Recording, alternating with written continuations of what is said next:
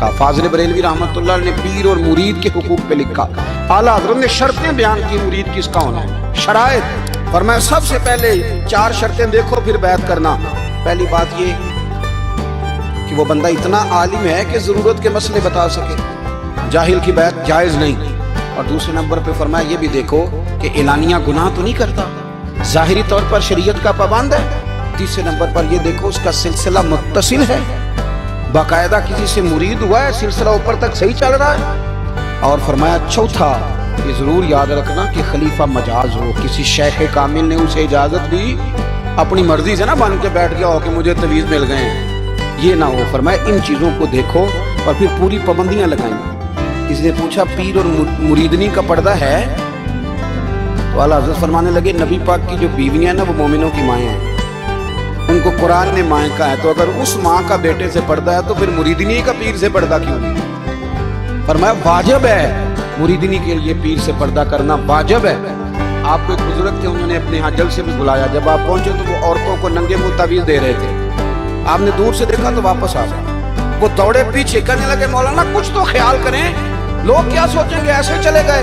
तो आप फरमाने लगे शाह जी आप नबी पाक की शरीयत का ख्याल ना करें तो मैं आपका ख्याल करूं, शरीयत इस्लामिया का ख्याल नहीं कर रहे, बेपर्दा औरतों में बैठे हो। वो कहने लगे मैं तौबा करता हूं, आज के बाद नहीं करूंगा। फरमाया फिर हाथ बढ़ाइए, फिर मैं आपके हाथों के बोसे लेता हूं, इसलिए कि अगर आप मान गए हैं तो फिर हमारा इख्तलाफ नहीं। सारी जिंदगी दीन की पहरेदारी की। आला हज़रत रहमतुल्लाह अलैह ने आज से 150 साल पहले कहा था मुसलमान अपने बैंक कायम करें, अपना सरमाया। एक जो बातें आज कर रहे हैं ना आपके लोग, दानिश्वर ने 125 साल पहले कहा था कि अपने बैंक बनाओ, आपस में मुसलमान तिजारत करें। फरमाया अपना पैसा एक दूसरे पर खर्च करो, गरीबों को वज़ाइफ दो, वो सारे तरीके अपनाओ जो सहाबा ने और महबूब करीम ने हमें अता फरमाए। मुसलमानों की फलाह पर उन्होंने बड़ा काम किया। वो ज़माना इकबाल पहले कहा करते थे सारे जहां से अच्छा हिंदुस्तान हमारा, फिर अल्लाह ने तौफीक दी तो कहने लगे नहीं खास है तरकीब कौमे रसूल हाशिम। आला हज़रत उसी ज़माने से कह रहे थे नहीं भाई जो मुस्तफ़ा के ग़ुलाम हैं उनका मनसब और मेयार अलग है, बड़ी ही मोहब्बत से ज़िंदगी गुजारी, अल्लाह से बड़ा डरते थे। सैयद अयूब अली रज़वी साहब आपके खलीफा हैं, तो कहते हैं छोटा सा बच्चा सुबह सुबह आ गया, कहने लगा हुजूर आपकी कल दावत करनी आ जाएंगे। आपने फरमाया आ जाऊंगा। कहने लगा मैं यतीम हूँ, बाप मेरा फौत हो गया और मेरा बड़े दिल करता है आपसे मोहब्बत हो गई। फरमाया कब आऊँ? उसने कहा कल आ जाना। क्या खिलाओगे?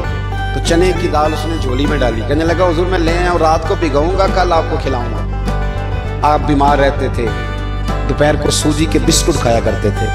सैयद साहब कहते हैं जब वो जाने लगा तो आला हज़रत फरमाने लगे अगर इजाज़त दो तो एक बंदा साथ ले आऊँ। कहने लगा ले आओ। फरमाते हैं उसके घर गए तो अंदर बैठने की जगह भी नहीं थी। 1000 किताब के मुसन्निफ, लाखों करोड़ों मुरीदों के पीर, उम्मत मुस्लिमा कितने बड़े लीडर। कहते हैं उसने ना बाहर गली के बाहर दरवाजे के बाहर चटाई बिछा दी। कहने लगा हुजूर अंदर जगह नहीं है, मेरी अम्मा है और आप औरतों से बड़ा पर्दा करते हैं। आला हज़रत बाहर बैठ गए थे, इसको कहते हैं लाजपाल पीर। बाहर बैठ गए, वो चने की दाल लाया और बाजरे की मोटी रोटियां। आपको तकलीफ रहती थी पेट में, आप वो चीज़ें इस्तेमाल नहीं करते थे, पर 1.5 रोटी खाई। खाने के बाद का जाए, कहने लगा नहीं मेरी अम्मा आग जला रही है, चाय पी के जाना। वो चाय आई, जो बंदा सड़क से गुजरता हुजूर जहाँ बैठने पर मैं जाओ काम करो, दावत हमारी है तुम्हारी नहीं, जाओ अपना काम करो। वहाँ बैठ के खाना खाया। जब वापस निकले तो उस बच्चे ने इजाज़त दी जाइए।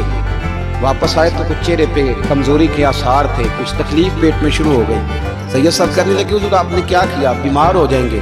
फरमाने लगे अयूब अली यार बीमारी तो ठीक हो जाएगी, पर तूने देखा नहीं यतीम का दिल कितना राज़ी हो गया है, कितना राज़ी हो गया उसका दिल, कितना वो खुश हुआ।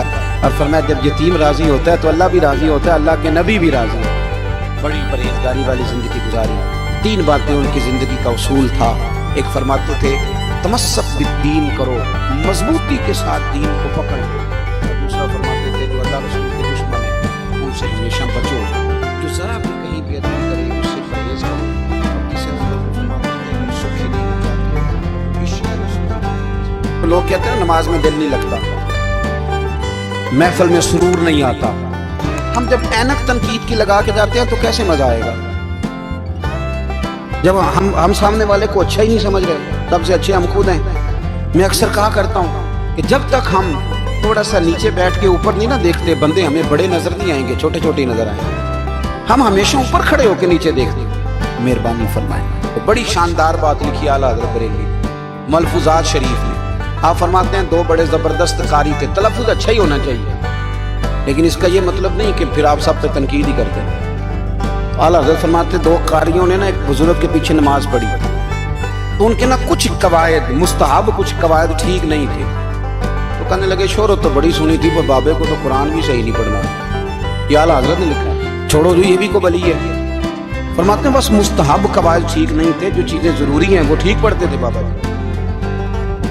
اب ان دونوں نے تنقید کی دل میں، اور باہر نکل گئے ایک دوسرے سے کہنے لگے یار کتنا سوچ کے آئے تھے، پر یہ تو قرآن پاک بھی ٹھیک نہیں پڑھتے۔ اب موسم تھا تھوڑا سا ایسے ہی معتدل موسم تھا، نہ زیادہ گرمی تھی نہ زیادہ سردی تھی، قریب ایک جھیل تھی، کپڑے اتارے، تہمدیں باندھی اور جھیل میں گھس گئے نہانے کے لیے۔ ایک شیر آیا تو کپڑے اٹھا کے لے گیا۔ اب بندہ پانی میں کتنی کو دیر رہ سکتا ہے، موسم بھی معتدل تھا، بڑی گرمی میں بھی بندہ زیادہ نہیں رہ سکتا، ٹھٹھرنے لگے، پریشان ہو گئے، کانپنے لگے، جائیں تو کدھر جائیں، بڑے پریشان۔ اب شیر بیٹھا ہے سامنے اور پہاڑی کے اوپر وہ بیٹھا کپڑے لے کے۔ اعلیٰ حضرت فاضل بریلوی رحمۃ اللہ تعالیٰ علیہ فرماتے ہیں کسی نے جا کے بزرگوں کو بتایا کہ وہ آپ کے مہمانوں کے کپڑے لے گیا شیر، تو ٹھٹھر رہے۔ وہ بزرگ آئے اور آ کے نا تو شیر کو آواز دی، اللہ ہر مشکل دی کنجی یارو ہاتھ مرداں دے آئے۔ شیر کو آواز دی، کہنے لگے ادھر آئے نا،